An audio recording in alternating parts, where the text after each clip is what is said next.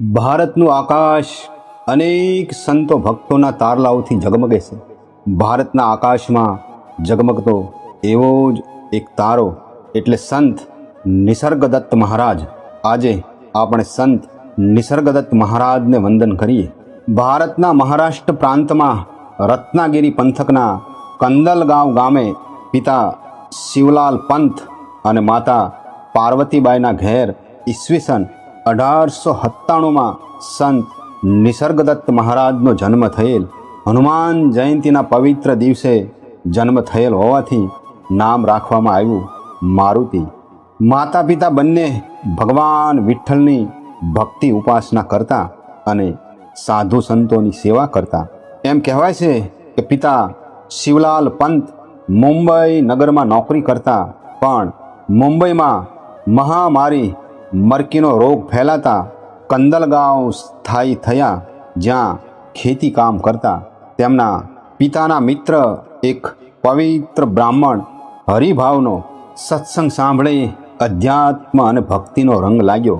પિતાની સાથે જ ખેતીનું નાનું મોટું કામ કરતા. પ્રકૃતિ પ્રત્યે અપાર પ્રેમ એટલે વૃક્ષ વનસ્પતિના સાનિધ્યમાં ગાયો ભેંસો ચરાવવા જાય. એ કાળમાં છૂત અછૂતના કારણે માણસ વચ્ચે ઊંચ નીચનો ભેદ જોઈ તેમનું હૃદય દ્રવી જતું.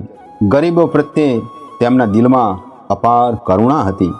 પિતા શિવલાલ સ્વર્ગે સિધાવ્યા એટલે વળી પાછા મુંબઈ રહેવા આવ્યા અને માતા સુમતીબાઈ સાથે લગ્ન ગ્રંથિથી જોડાયા. મુંબઈમાં થોડો સમય ક્લાર્કની નોકરી કરી, ત્યારબાદ પોતાની સ્વતંત્ર દુકાન શરૂ કરી. જોતામાં 8 દુકાનોના માલિક બની ગયા. મુંબઈ જેવી મોહમયી નગરીમાં તેમના એક મિત્ર સાથે ક્યારેક ભજન સત્સંગમાં જતા.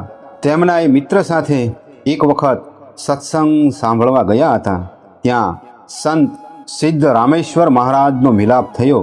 સિદ્ધ રામેશ્વર મહારાજ પાસે દીક્ષા ગ્રહણ કરી. ગુરુએ નામ આપ્યું નિસર્ગદત્ત.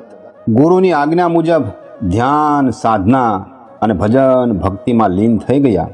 ગુરુના મહાપ્રયાણ બાદ ગુરુને સમાધિ આપી અને તીર્થયાત્રાએ ચાલી નીકળ્યા.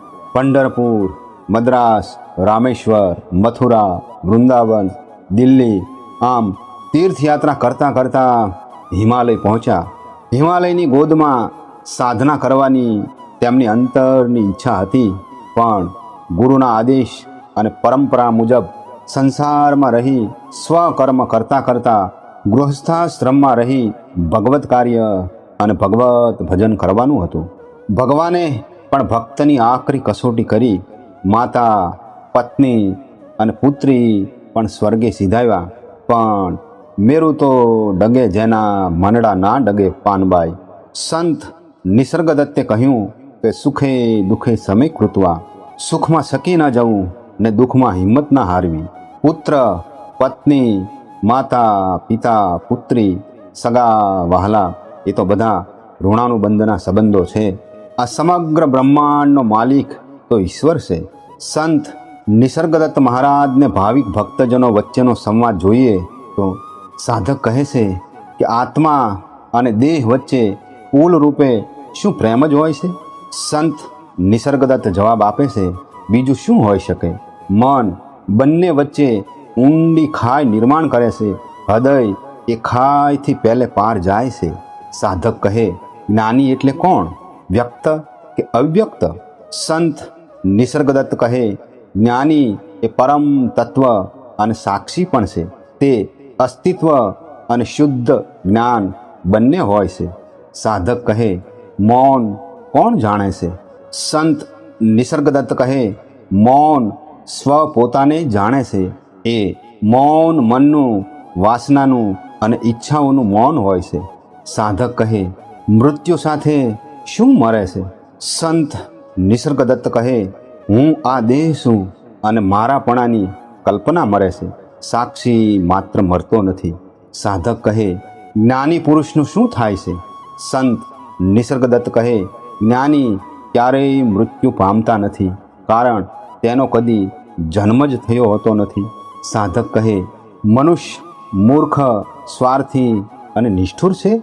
સંત નિસર્ગદત્ત કહે, મનુષ્ય ડાયો, પ્રેમાળ અને દયાળુ પણ છે. સંત નિસર્ગદત્ત મહારાજે દાસબોધ, યોગ વશિષ્ઠ, એકનાથી ભાગવત, જ્ઞાનેશ્વરી ગીતા, અમૃતાનુભવ અને ઉપનિષદોનું અધ્યયન કરી અનેક જિજ્ઞાસુ અને ભાવિક ભક્તોને સત્યનો માર્ગ દેખાડ્યો.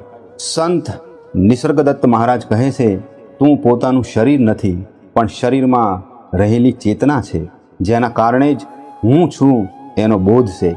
એ ચેતના શબ્દ રહિત છે, શુદ્ધ સત્તા છે. એ વિશ્વનો આત્મા બની ગઈ છે. તારી અંદરની ચેતના વગર વિશ્વનો અનુભવ નહીં થાય. એટલે તું ચેતના છે.